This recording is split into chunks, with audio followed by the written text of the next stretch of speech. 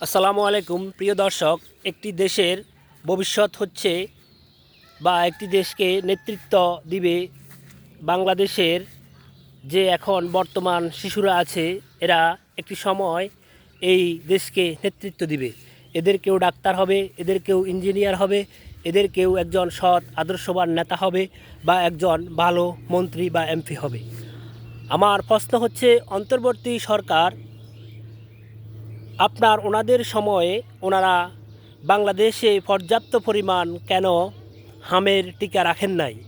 ওনারা দেশ সংস্কার করেছেন, দেশের সকল ক্ষেত্রে ওনারা সংস্কার করার চেষ্টা করেছেন, বা ওনারা মরণ এবং একদম যেভাবে ওতপ্রোতভাবে দেশের সংস্কার করার জন্য ওনারা উঠে পড়ে লেগেছেন।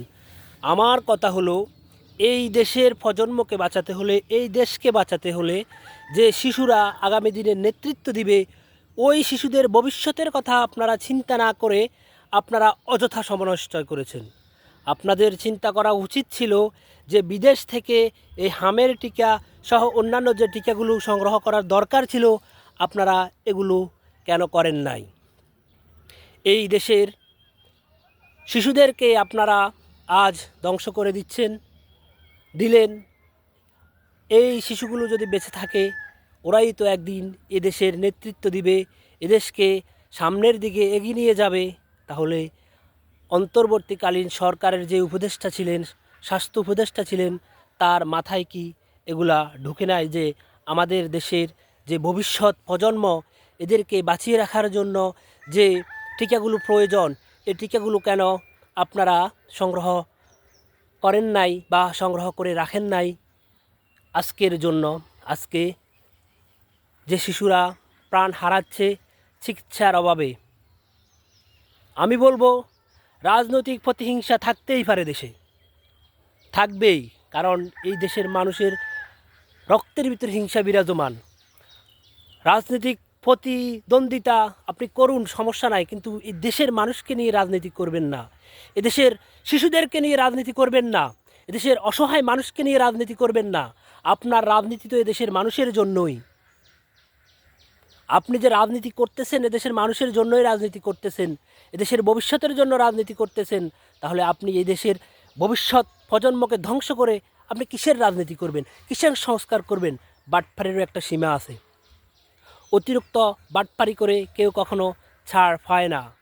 তাই আমি বলবো, আপনারা যে বা যারা যখনই দেশের প্রতিনিধিত্ব করেন, সমস্যা নাই, কিন্তু দেশের বৃহত্তর জনগোষ্ঠীর স্বার্থে যে কাজ আগে করা দরকার সেই কাজ করবেন। কারণ এই দেশের মানুষের জন্যই রাজনীতি করা, এই দেশের মানুষের জন্যই প্রতিনিধিত্ব করা। কারণ এদেরকে নিয়েই আপনি সামনের দিকে এগিয়ে নিয়ে যেতে হবে। আমার দেশের যদি কোনো ক্ষতি হয়, আমার দেশের শিশুর যদি কোনো ক্ষতি হয়, তাহলে এটি আমার দেশেরই ক্ষতি। তাই আমি বলবো, যারা উপরের স্তরে আছেন, যারা দেশের প্রতিনিধিত্ব করেন, এই স্বাস্থ্য খাতকে কীভাবে এগিয়ে নিয়ে যাওয়া যায়, এই স্বাস্থ্য খাতকে কীভাবে নিট অ্যান্ড ক্লিন করা যায়, এই দেশের প্রত্যেক মানুষের স্বাস্থ্য সেবা যেভাবে নিশ্চিত করা যায়, সেভাবেই কাজ করতে হবে। আমি আওয়ামী লীগ বুঝি না, বিএনপি বুঝি না, জামাত বুঝি না, এনসিপি বুঝি না। আমি আমার দেশের স্বার্থ বুঝি। এই দেশের স্বার্থই সবার আগে। এই দেশের মানুষের জন্য যে কাজ করা দরকার, সেই কাজেই আগে করতে হবে। আর এদেশ থেকে চিরতরে প্রতিহিংসার রাজনীতি বন্ধ করে দিতে হবে। কারণ সবার আগেই বাংলাদেশ, সবার আগেই বাংলাদেশের স্বার্থ। প্রিয় দর্শক, আসসালামু আলাইকুম।